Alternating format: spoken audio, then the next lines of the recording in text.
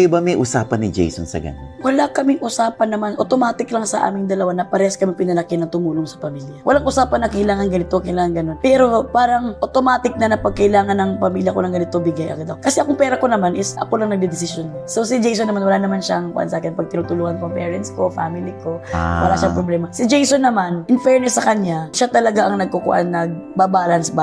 Kasi syempre siya talaga ang padre ng pamilya namin. So pag bibigyan niya ang pamilya niya, siya ang padre namin siya eh. So siya ang nagbabalance na mag-restrain na magbigay sa family niya. Kasi nga, kami yung priority niya. Hindi na yung family niya na yung mama at papa niya. Pero binibigyan talaga niya. Pupunta lang talaga siya doon para ayusin yung mga kailangan ng parents niya ng family niya.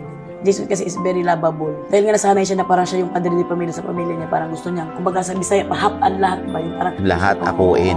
Pero hindi naman sobrang laki pinagbago niya nag-asawa kami. Hindi na siya ganun ka-pantay. Kasi kami yan ang priority niya. And then, lagi siya nagsasabi na mahinga naman kayo kay Melissa.